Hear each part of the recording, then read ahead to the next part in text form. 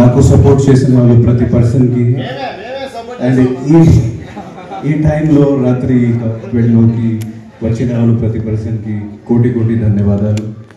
నేను ఇప్పుడే జస్ట్ ఒక హాఫ్ అన్ అవర్ బ్యాక్ బయటికి వచ్చాను. నిజం చెప్పాలంటే ఇప్పుడు వరకు ఫ్యామిలీతో కూడా నేను మాట్లాడలేదు. సో ఇక్కడ నుంచి వెళ్ళి ఫ్యామిలీతో మాట్లాడాలి. బయట ప్రపంచంలో ఏం నడుస్తుంది అది కూడా తెలుసుకోవాలి. కానీ మీ అందరికీ చాలా చాలా థ్యాంక్స్. తర్వాత ఏదైనా క్వశ్చన్స్ ఉంటే మీరు అడగవచ్చు.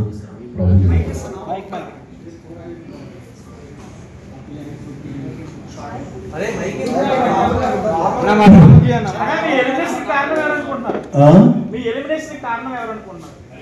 ఎలిమినేషన్ కారణం ఎవరు కాదు, అంటే ఒక పర్సన్ కాదు, కానీ చాలా కారణాలు ఉన్నాయి.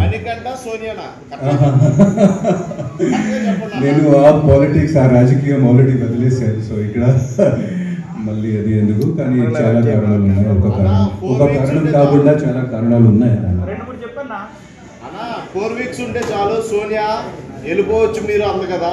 ముందు మీకన్నా ముందు నామినేట్ అయింది, మీరు ఎలా ఫీల్ అయ్యారు? అది తర్వాత సోలో ఇంటర్వ్యూలు అన్ని మ్యాటర్స్ అందరికీ. బిగ్ బాస్ జర్నీ అంటే ఇది ఫస్ట్ ఆఫ్ ఆల్ ఈ బిగ్ బాస్ హౌస్లో అంటే ఇది ఒక మెమరబుల్ జర్నీ, ఒక మెమరబుల్ ప్రయాణం. ఎందుకంటే అది చూడడానికి చాలా ఈజీగా కనిపిస్తుంది, కానీ నిజంగా బిగ్ బాస్ హౌస్లో ఉండడం అంత ఈజీ కాదు. అది కూడా టోటల్ స్ట్రేంజర్స్తో పాటు ఒక 35 days ట్రావెల్ చేశాను. సో ఈ జర్నీలో నేను చాలా చాలా నేర్చుకున్నాను, అండ్ చాలా మెమరబుల్ జర్నీ నాకు. అండ్ ముఖ్యంగా నేను తెలుగు ప్రేక్షకులకు, తెలుగు ఆడియన్స్తో మళ్ళీ కనెక్ట్ అవ్వడానికి వచ్చాను. సో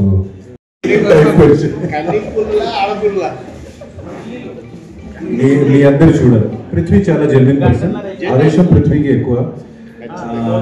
కొంచెం ఫ్రెండ్స్ సెలెక్షన్ కూడా చాలా పెయిన్ ఉంది పృథ్వీకి, బట్ చాలా genuine person.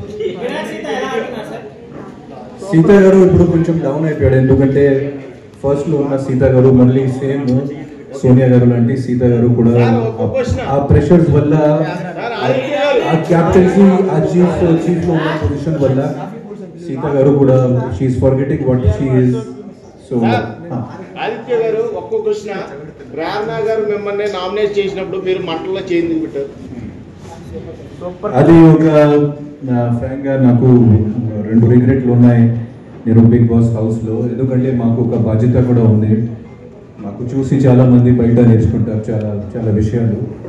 So I did ఒక మూమెంట్లో నేను ర్యాష్ అయ్యి, ఎందుకంటే నాకు పెద్దగా అవకాశం రాలేదు. అది తర్వాత అందరూ కాన్ఫిడెన్స్ లేదు, భయం లేదు అట్లాంటివి అంటారు.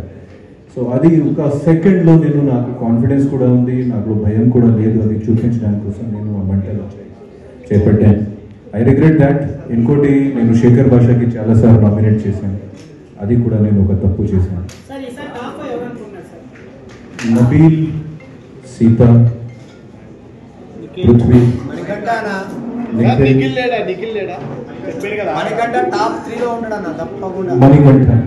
టాప్ 5. మణికంఠకి ఎంతసేపు సింపతి వర్కౌట్ అవుతుంది అంటున్నారు బయట. నేను ఈ ఎపిసోడ్లో, ఇది జస్ట్ ఈరోజు ఎపిసోడ్ ఈరోజు ఇది ఎపిసోడ్ కూడా నేను చూసాను. అసలు మణికంఠ ఎలా బిహేవ్ చేస్తున్నారు అది నాకు అస్సలు అర్థం కాలేదు. అది ఆయన వాంటెడ్గా ఎలా చేస్తున్నారు, ఒక చాణక్య లాంటి, ఒక శకుని లాంటి ఇట్లాంటి ప్లాన్ చేసి చేస్తున్నారు. అబ్బాయి నిజంగా ఎలా ఉన్నారు, అంత emotional imbalance. I cannot tell.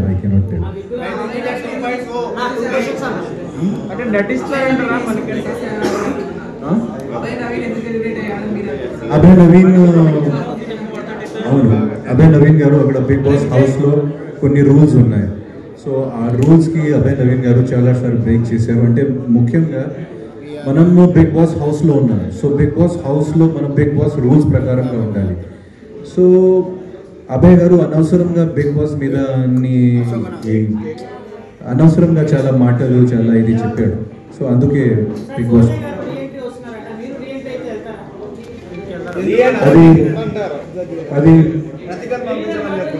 అది మీరు 7th వీక్ కానీ 8th వీక్లో చూడాలి. నేను